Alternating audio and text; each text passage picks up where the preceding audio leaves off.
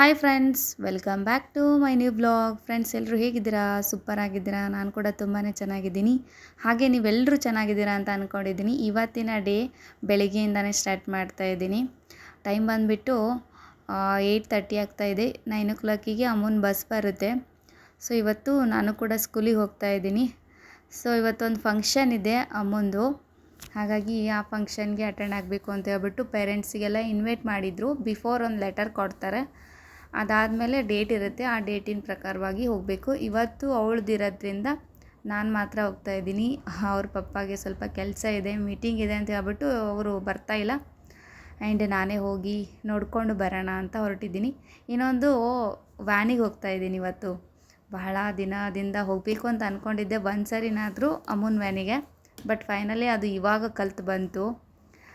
ಎಷ್ಟು ಚೆನ್ನಾಗಿ ಅನಿಸುತ್ತೆ ನೋಡಿ, ಮಕ್ಕಳ ಜೊತೆ ಎಲ್ಲಿಗಾದರೂ ಹೋಗಬೇಕು ಅಂತಂದರೆ ಎಷ್ಟು ರಿಲ್ಯಾಕ್ಸ್ ಅಂತ ಅನಿಸುತ್ತೆ. ಎಲ್ಲ ಮಕ್ಕಳು ಪುಟಾಣಿ ಮಕ್ಕಳು.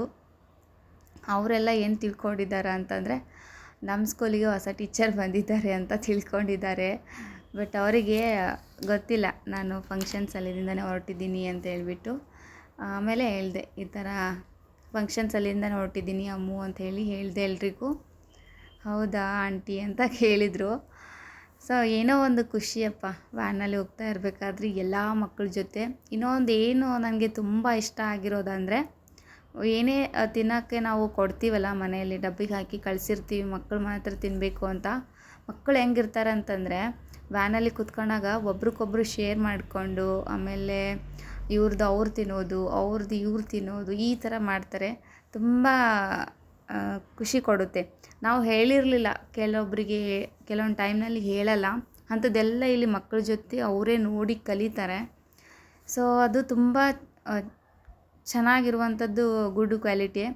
ಆ್ಯಕ್ಚುಲಿ ಕೆಲವೊಬ್ಬರು ತಾಯಂದಿರು ಒಬ್ಬಳೇ ತಿನ್ನು, ನೀನು ಜಾಸ್ತಿ ಶೇರ್ ಮಾಡೋಕ್ಕೆ ಹೋಗಬೇಡ ಅಂತ ಹೇಳ್ಬಿಟ್ಟು ಹೇಳಿದ್ದಾರೆ. ನಾನು ಕೂಡ ಎಷ್ಟೋ ಜನರನ್ನೇ ಕೇಳಿದ್ದೀನಿ. ಬಟ್ ಇಲ್ಲಿ ಮಕ್ಕಳು ನೋಡಿ, ಮನೇಲಿ ಏನು ಕೇಳ್ಕೊಂಡು ಬರ್ತಾರೋ ಗೊತ್ತಿಲ್ಲ, ಇಲ್ಲಿ ಬಂದಮೇಲೆ ಅಂತೂ ಫುಲ್ ಅದು ಮರೆತುಬಿಟ್ಟು ಒಂದು ಒಳ್ಳೆ ಮೂಡಲ್ಲಿರೇ ಸ್ಕೂಲಿಗೆ ಹೋಗ್ತಾರೆ. ಆ್ಯಂಡ್ ನಾನು ಕೂಡ ಸಖತ್ತಾಗಿ ಎಂಜಾಯ್ ಮಾಡಿದೆ ವ್ಯಾನಲ್ಲಿ. ಆ್ಯಂಡ್ ಬರ್ತಾ ಇರಬೇಕಾದ್ರೆ ಕರೆಕ್ಟ್ ಟೈಮಿಂಗು. ಈ ಸ್ಕೂಲಲ್ಲಿ ಮಾತ್ರ ಒಂದು ನಿಮಿಷನೂ ಕೂಡ ಲೇಟ್ ಆಗೋಗಿಲ್ಲ. ಕರೆಕ್ಟ್ ಟೈಮಿಗೆ ಸ್ಟಾರ್ಟ್ ಆಗಿಬಿಡುತ್ತೆ ಫಂಕ್ಷನು. ನಾವು ಬಂದು ಒಂದು 10 ನಿಮಿಷ 15 ನಿಮಿಷದಲ್ಲಿ ಫಂಕ್ಷನ್ ಸ್ಟಾರ್ಟ್ ಆಗಿಬಿಡ್ತು. ಪೇರೆಂಟ್ಸ್ ನೋಡಿ ಎಷ್ಟು ಜನ ಬಂದಿದ್ದಾರೆ, ಸಿಕ್ಕಾಪಟ್ಟೆ ಜನ ಬಂದಿದ್ದಾರೆ. ಅಂದರೆ ಬ್ಯಾಕ್ ಸೈಡೆಲ್ಲ ಮಕ್ಕಳು ಬರ್ತಾರೆ, ಇನ್ನೂ ಮಕ್ಕಳು ಬಂದಿಲ್ಲ. ಆ್ಯಂಡ್ ಜಾಸ್ತಿ ಇಂಪಾರ್ಟೆಂಟ್ ಇರುವಂಥ ಪೇರೆಂಟ್ಸ್, ಆಮೇಲೆ ಫಸ್ಟು ಸೆಕೆಂಡು ಥರ್ಡು ಈ ಥರ ಸೆಲೆಕ್ಟ್ ಮಾಡಿ ಮಕ್ಕಳಿಗೆ ಅವಾರ್ಡ್ ಅಂತ ಕೊಡ್ತಾರೆ. ಎಲ್ಲರೂ ಬಂದಿದ್ದಾರೆ. ಇದು ಯಾಕಪ್ಪ ಅಂತಂದರೆ, ಡೈಲಿ ನಾವೇನು ಸ್ಕೂಲಿಗೆ ಕಳಿಸ್ತೀವಲ್ಲ, ಆ ಸ್ಕೂಲಿಗೆ ಒಂದು ದಿನವೂ ಬಿಡದೆ ಹೋಗ್ತಾರಲ್ಲ ಆ ಮಕ್ಕಳಿಗೆ ಫಸ್ಟು, ಆಮೇಲೆ ಕೆಲವೊಂದು 1 ಸರಿ 2 ಸರಿ ಬಿಟ್ಟು ಮಕ್ಕಳಿಗೆ ಸೆಕೆಂಡು, ಆಮೇಲೆ ಥರ್ಡು, ಈ ಥರ ಸ್ಟೆಪ್ ಬೈ ಸ್ಟೆಪ್ ಆಯ್ಕೆ ಮಾಡಿಕೊಂಡು ಅವಾರ್ಡನ್ನು ಕೊಡ್ತಾರೆ. ಸೊ ನಾನು ಏನಂತಂದರೆ, ಒಂದು ದಿನವೂ ಬಿಟ್ಟಿದ್ದು ಹಿಡಿತಾರ, ಹಾಫ್ ಡೇ ಕೂಡ ಹಿಡಿತಾರೆ ಇಲ್ಲಿ. ನಾನು ಆ ಥರ ಥಿಂಕ್ ಮಾಡಿದ್ದೆ, ಹಿಡಿಯಲ್ಲ ಬಿಡು, ಕೆಲವೊಂದು ಟೈಮ್ನಲ್ಲಿ ಮಕ್ಕಳು ಬಿಡ್ತಿರ್ತಾರೆ 1 ಸರಿ 2 ಸರಿ ಅಂತ ಅಂದ್ಕೊಂಡಿದ್ದೆ. ಹಾಫ್ ಡೇ ಮತ್ತು ಫುಲ್ ಡೇ ಎಲ್ಲ ಪ್ರತಿಯೊಂದು ಕೂಡ ಇಲ್ಲಿ ಆರಿಸ್ತಾರೆ, ಆಯ್ಕೆ ಮಾಡ್ಕೊಳ್ತಾರೆ, ಅದಕ್ಕೂ ಕೂಡ ಇಂಪಾರ್ಟೆಂಟ್ ಕೊಡ್ತಾರೆ. So pleasure to welcome you all to the ceremony. I extend my warm welcome to our chairman of SRN by the group of Chief Trustees, Sri Chakar Mehta sir, and our beloved principal, Sri Rajshekhar Reddy sir. I welcome you all to this wonderful celebration of our 100% attendance, 99% attendance and best calligraphy ceremony. I extend warm welcome to our parents whose support and encouragement play a very important role in helping students maintain such wonderful attendance. I would also like to welcome our coordinators, teachers and all my dear lovely students. Once again, heartily welcome you all. I request our respected managing chairman, Preetham sir, to please speak few words. Second section. Srini sir of second section.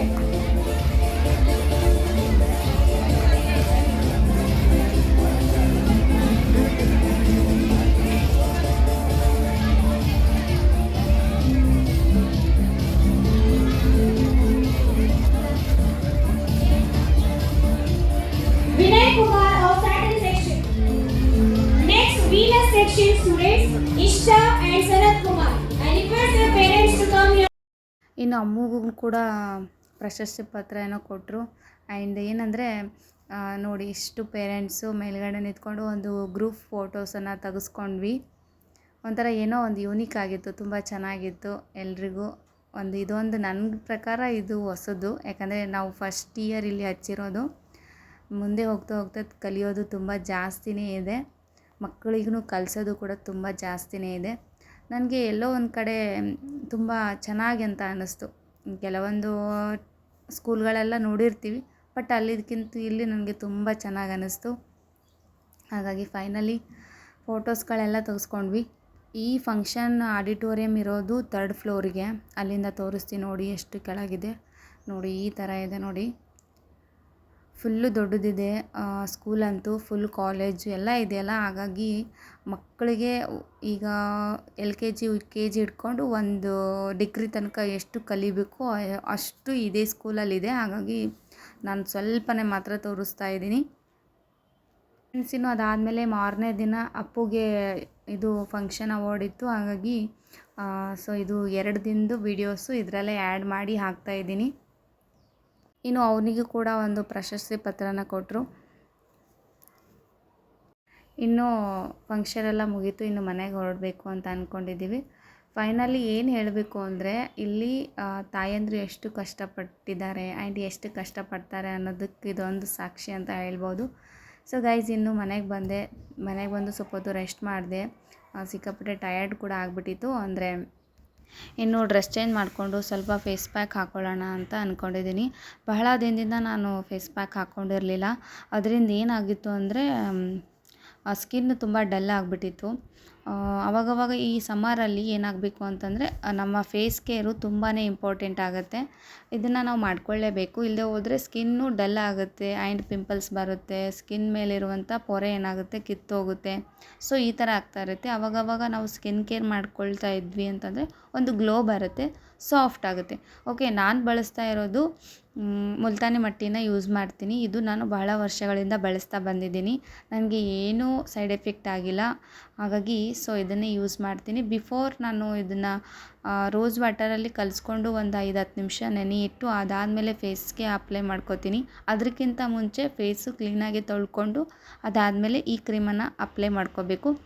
Apply ಮಾಡಿಕೊಂಡು ಚೆನ್ನಾಗಿ dry ಆಗೋ ತನಕ weight ಮಾಡಿ ಅದಾದಮೇಲೆ ತೊಳ್ಕೊಳ್ಬೇಕಾಗುತ್ತೆ.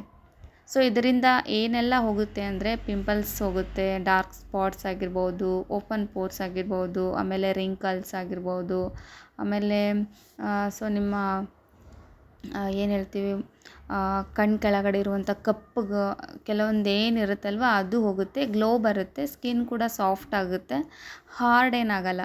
Okay, ಇದನ್ನು ಬಳಸಿ. ಆಮೇಲೆ ಇದರಿಂದ ಸೈಡ್ ಎಫೆಕ್ಟ್ ಆಗಲ್ಲ, ಮೇನ್ ಇಂಪಾರ್ಟೆಂಟ್ ಅದೇ ಆಗಿರುತ್ತೆ. ನೀವು ಕೆಲವೊಂದಿಷ್ಟು ದಿನ ಯೂಸ್ ಮಾಡ್ಬೋದು, ಆಮೇಲೆ ನೀವು ಯೂಸ್ ಮಾಡೋಕ್ಕಾಗಿಲ್ಲ ಅಂತಂದ್ರೂ ಬಿಟ್ಟರೂ ಕೂಡ ನಡೆಯುತ್ತೆ. ಸೊ ನಾವು ಏನೇ ಬಳಸಬೇಕಾಗಿತ್ತು ಅಂತಂದರೆ ನಮಗೆ ಅತಿ ಕಡಿಮೆ ಬೆಲೆಯಲ್ಲಿ ಎಲ್ಲಿ ಸಿಗುತ್ತೆ ಆ್ಯಂಡ್ ಅದು ನಮಗೆ ಸಿಗುತ್ತೋ ಇಲ್ವೋ, ತುಂಬ ದೂರ ಇರೋದನ್ನು ಅಲ್ಲಿಂದ ತೊಗೊಂಬಂದು ಅಪ್ಲೈ ಮಾಡ್ಕೊಳ್ಳೋದಾದರೆ ಆ ಥರ ಮಾಡೋಕ್ಕೆ ಹೋಗ್ಬಿಡಿ. ಯಾಕಂದರೆ ಎನಿ ಟೈಮ್ ಹೋಗಿ ತೊಗೊಂಡು ಬರೋಕ್ಕಾಗಲ್ಲ, ಯಾರೂ ಕೂಡ ತೊಗೊಂಡು ಬಂದು ಕೊಡೋಕ್ಕಾಗಲ್ಲ.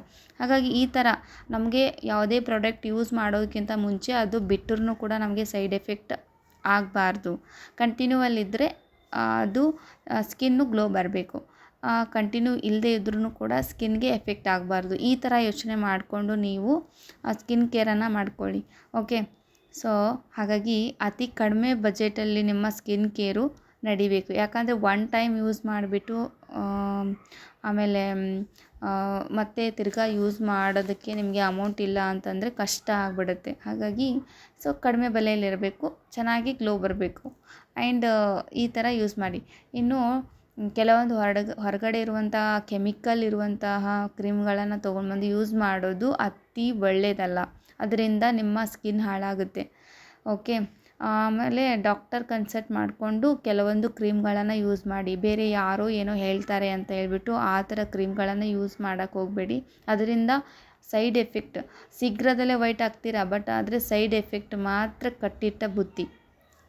ಹಾಗಾಗಿ ನಾನು ಎಷ್ಟೋ ಜನರನ್ನು ನೋಡಿದ್ದೀನಿ, ಸ್ಕಿನ್ ಕೇರ್ ಅಂತೆ, ಸ್ಕಿನ್ ಶೈನ್ ಅಂತೆ, ಆಮೇಲೆ ಏನಪ್ಪ ಅಂತಂದರೆ ಹಲವಾರು ಪ್ರಾಡಕ್ಟ್ಸ್ ಇದೆ. ಈಗ ವಿಟಮಿನ್ ಎಮ್ ಈ ಥರ ಎಲ್ಲರನ್ನ ನಾನು ನೋಡಿದ್ದೀನಿ. ಸಡನ್ಲಿ ವೈಟ್ ಆಗ್ತಾರೆ, ಅದಾದಮೇಲೆ ಒಂದು ಸ್ವಲ್ಪ ದಿನ ಆದಮೇಲೆ ಸ್ಕಿನ್ ಫುಲ್ ಟರ್ನ್ ಆಗಿಬಿಟ್ಟು ಬ್ಲ್ಯಾಕ್ ಆಗಿಬಿಡುತ್ತೆ. ಬ್ಲ್ಯಾಕ್ ಆಗಿ ನಿಮ್ಮ ಸ್ಕಿನ್ನು ಶೈನೇ ಹೋಗಿಬಿಡುತ್ತೆ. ಹಾಗಾಗಿ ಆ ಥರ ಅಪ್ಲೈ ಮಾಡ್ಕೊಳ್ಳೋಕೆ ಹೋಗಬೇಡಿ, ಅವ್ರ ಮಾತು ಕೂಡ ಕೇಳೋಕೆ ಹೋಗಬೇಡಿ. ಇದು ನಾನು ನಿಮಗೆ ಸಜೆಷನ್ ಮಾಡ್ತಾ ಇದ್ದೀನಿ. ಇದು ಹಾಗಾಗಿ ಏನಂತಂದರೆ ಈ ಥರ ಮನೆಯಲ್ಲೇ ಅಪ್ಲೈ ಮಾಡಿಕೊಂಡ್ರೆ ನಿಮಗೆ ಸ್ಕಿನ್ ಮೇಲೆ ಯಾವುದೇ ರೀತಿಯಾದಂತಹ ಕೆಟ್ಟ ಪರಿಣಾಮ ಬೀಳೋದಿಲ್ಲ. ಓಕೆ, ಇನ್ನು ಕಲಸಿ ಇಟ್ಕೊಂಡ್ಮೇಲೆ ಸ್ವಲ್ಪ ಅದು ಟೈಮ್ ತೊಗೊಳುತ್ತಲ್ಲ, ಅದಾದಮೇಲೆ ಸ್ವಲ್ಪ ಗಟ್ಟಿಯಾಗಿರುತ್ತೆ. ಮತ್ತು ತಿರ್ಗಾ ಸ್ವಲ್ಪ ರೋಸ್ ವಾಟರ್ನ ಹಾಕ್ಕೊಂಡು ಚೆನ್ನಾಗಿ ಮಿಕ್ಸ್ ಮಾಡ್ಕೊಳ್ಳಿ. ಇದು ಯಾವಾಗ ಹಚ್ಕೋಬೇಕು ಅಂತ ನಿಮಗೆ ನಾನು ಹೇಳ್ತೀನಿ. ಆ್ಯಂಡ್ ಅದಕ್ಕಿಂತ ಮುಂಚೆ ಸೊ ಈ ರಬ್ಬರ್ ಬ್ಯಾಂಡನ್ನು ಯೂಸ್ ಮಾಡೋದನ್ನು ಮರಿಬೇಡಿ. ಇದರಿಂದ ಏನಂದರೆ ಒಂದು ಫೇಸ್ ಎಷ್ಟಿದೆ ನಮ್ಮದು ಅನ್ನೋದೊಂದು ಕ್ಲಾರಿಟಿ ಸಿಗುತ್ತೆ. ಹೌದಾ? ಕೆಲವೊಂದು ಕಡೆ ಏನಾಗ್ತೀವಿ ಅಂತಂದರೆ ಹಚ್ಕೊಳ್ಳುವಾಗ ಈ ಕೂದಲೆಲ್ಲ ಡಿಸ್ಟರ್ಬ್ ಮಾಡುತ್ತೆ. ಆ್ಯಂಡ್ ಹಚ್ಕೊಳ್ಳೋದಕ್ಕೆ ಒಂದು ಕರೆಕ್ಟಾದಂಥ ಮೇಜರ್ಮೆಂಟ್ ಸಿಗೋಲ್ಲ. ಸೊ ಇದು ಹಾಕ್ಕೊಂಡ್ವಿ ಅಂತಂದರೆ ನಮ್ಮ ಫೇಸ್ ಎಷ್ಟು ರೌಂಡ್ ಸರ್ಕಲ್ ಇದೆ ಅಷ್ಟು ಚೆನ್ನಾಗಿ ಕವರ್ ಆಗುತ್ತೆ. ಫ್ರೆಂಡ್ಸ್, ಇನ್ನು ಇದು ಏನು ಮಿಕ್ಸ್ ಮಾಡಿರುವಂಥದ್ದು ಮುಲ್ತಾನಿ ಮಟ್ಟಿ ಇದೆಯಲ್ಲ, ಇದು ಬೆಳಿಗ್ಗೆ ಎಲ್ಲ ಕೆಲಸ ಆದಮೇಲೆ 11 ಗಂಟೆಗೆ ಒಂದು ಸರಿ ಅಪ್ಲೈ ಮಾಡ್ಕೊಳ್ಳಿ. 1 ಅವರ್ ಬೇಕಾಗುತ್ತೆ ಚೆನ್ನಾಗಿ ಅಪ್ಲೈ ಮಾಡಿಕೊಂಡು ಅದು ಡ್ರೈ ಆಗಿ ವಾಶ್ ಮಾಡೋದಕ್ಕೆ. ಇನ್ನು ಮತ್ತು ಸಾಯಂಕಾಲ ಅಥವಾ 3 ಓ ಕ್ಲಾಕಿಗೆ ಆವಾಗ ಒಂದು ಸಾರಿ ಅಪ್ಲೈ ಮಾಡ್ಕೊಳ್ಳಿ, ಚೆನ್ನಾಗಿ ಅನಿಸುತ್ತೆ. ಬಟ್ ಅಷ್ಟೊಂದು ಟೈಮ್ ಇಲ್ಲ ಅಂತಂದರೆ ನಿಮಗೆ ಡೈಲಿ 1 ಗಂಟೆಗೆ ಅಪ್ಲೈ ಮಾಡ್ಕೊಳ್ಳಿ. ಓಕೆ, ಮಧ್ಯಾಹ್ನ ಟೈಮಲ್ಲಿ ಅಪ್ಲೈ ಮಾಡಿಕೊಂಡು ಚೆನ್ನಾಗಿ ರಿಲ್ಯಾಕ್ಸ್ ಮಾಡಿ 1 ಅವರ್ ನಿದ್ದೆ ಮಾಡಿ. ಅದಾದಮೇಲೆ ನೀವು ಫೇಸ್ ಏನಾಗುತ್ತೆ ಡ್ರೈ ಆಗಿರುತ್ತೆ, ಆವಾಗ ತೊಳ್ಕೊಬೋದು. ಓಕೆ, ಡೈಲಿ ಅಪ್ಲೈ ಮಾಡಿಕೊಂಡ್ರೆ ಏನೂ ಎಫೆಕ್ಟ್ ಇಲ್ಲ. ವೀಕ್ಲಿ ನೀವು 2 ಟೈಮ್ಸ್ ಕೂಡ ಅಪ್ಲೈ ಮಾಡ್ಕೋಬೋದು, ನೋ ಎಫೆಕ್ಟ್. ಆ್ಯಂಡ್ ಒಳ್ಳೆ ರಿಸಲ್ಟ್ ಬರುತ್ತೆ. ಲೇಟ್ ಆದ್ರೂ ಕೂಡ ಪರವಾಗಿಲ್ಲ, ಲೇಟೆಸ್ಟಾಗಿ ನಿಮ್ಮ ಸ್ಕಿನ್ನು ಗ್ಲೋ ಆಗುತ್ತೆ. ಓಕೆ ಫ್ರೆಂಡ್ಸ್, ಇನ್ನು ನಾನಂತೂ ಅಪ್ಲೈ ಮಾಡ್ಕೊಳ್ತಾ ಇದ್ದೀನಿ. ಆ ಮಿರರ್ ನೋಡಿ ಅಪ್ಲೈ ಮಾಡ್ಕೊಳ್ತಾ ಇದ್ದೀನಿ. ಹಾಗಾಗಿ ಕಂಪ್ಲೀಟ್ ಆದಮೇಲೆ ತೋರಿಸ್ತೀನಿ ನೋಡಿ. ಸೊ ಈ ಥರ ಅಪ್ಲೈ ಮಾಡ್ಕೋಬೇಕು. ಫೈನಲಿ ಚೆನ್ನಾಗಿ ಅಪ್ಲೈ ಮಾಡ್ಕೊಳ್ಳಿ. ಕಣ್ಣಿನ ಭಾಗವೊಂದು ಬಿಟ್ಟು ಉಳ್ಕಿದೆಲ್ಲ ಕಡೆ ಅಪ್ಲೈ ಮಾಡಿಕೊಂಡು ಒಂದು 5-10 ನಿಮಿಷದಲ್ಲಿ ಇದು ಎಲ್ಲ ಡ್ರೈ ಆಗುತ್ತೆ. ಅದಾದಮೇಲೆ ಫೇಸ್ ವಾಶ್ ಮಾಡ್ಕೊಂಬರ್ಬೇಕು. ನಮ್ಮಮ್ಮು ಅಷ್ಟೊತ್ತಿಗೆ ನನ್ನ ಅವತಾರ ನೋಡಿ ಅವಳು ಬಾರಿಸ್ತಾಳಂತೆ, ನಾನು ಡ್ಯಾನ್ಸ್ ಮಾಡಬೇಕಂತೆ ಹೇಳ್ತಾಯಿದ್ಲು. ಬಟ್ ಎಲ್ಲೋ ತುಂಬ ನಗು ಬರ್ತಾಯಿತ್ತು ನೋಡೋದಕ್ಕೆ. ಸೇಮ್ ಏನು ಹೇಳ್ತೀವಿ ನಮ್ಮ ಊರ ಕಡೆ ಪೋತ್ರಾಜ್ ಅಂತ ಕರೀತಾರೆ, ಆ ಥರ ಇದೆಯಾ? ಅದೇ ಥರ ನಾನು ಸ್ಟೆಪ್ ಹಾಕ್ತೀನಿ, ನೀನು ಡ್ಯಾನ್ಸ್ ಮಾಡು, ಆಮೇಲೆ ನಾನು ಬಾರಿಸ್ತೀನಿ ಅಂತ ಹೇಳ್ತಾಯಿದ್ಲು. ಎಲ್ಲೋ ಒಂದು ಕಡೆ ಏನಾರ ಒಂದು ತೆಗೆದುಬಿಟ್ಟು ಎಂಜಾಯ್ ಮಾಡ್ತಿರ್ತಾಳೆ ಅವಳಂತೂ ಫುಲ್ಲು. ಇನ್ನು ಅದಾದಮೇಲೆ ಸ್ವಲ್ಪ ಹೊರಗಡೆ ಹೋಗಿ ಬರೋದಿತ್ತು ಅರ್ಜೆಂಟಲ್ಲಿ. ಹಾಗಾಗಿ ಏನಂದರೆ ಅಪ್ಲೈ ಮಾಡ್ಕೊಂಡ ತಕ್ಷಣ ಫೇಸ್ ಕ್ಲೀನ್ ಮಾಡಿಕೊಂಡೆ ಹೊರಗಡೆ ಹೋಗಿ ಬಂದೆ. ಹಾಗಾಗಿ ಸಾಯಂಕಾಲದಿಂದ ಬ್ಲಾಗ್ ಸ್ಟಾರ್ಟ್ ಮಾಡ್ತಾಯಿದ್ದೀನಿ. ಸೊ ಸ್ಕಿನ್ ನೋಡಿದ್ದೀರಲ್ವ, ಚೆನ್ನಾಗಿ ಬಂದಿದೆ. ಆ್ಯಂಡ್ ಹಾಗಾಗಿ ಸೊ ನಿಮಗೆ ತುಂಬಾ ಸೂಟ್ ಆಗುತ್ತೆ, ಯಾರು ಬೇಕಾದರೂ ಕೂಡ ಯೂಸ್ ಮಾಡ್ಬೋದು. ಸೊ ಇವತ್ತಿನ ವಿಡಿಯೋ ನಾನು ಇಲ್ಲಿಗೆ ಎಂಡ್ ಮಾಡ್ತಾಯಿದ್ದೀನಿ. ಇನ್ನು ನಾಳೆ ಇನ್ನೊಂದು ಹೊಸ ವಿಡಿಯೋದೊಂದಿಗೆ ಮತ್ತೊಮ್ಮೆ ಸಿಗ್ತೀನಿ. ಅಲ್ಲಿವರೆಗೂ ಟೇಕ್ ಕೇರ್, ಬಾಯ್.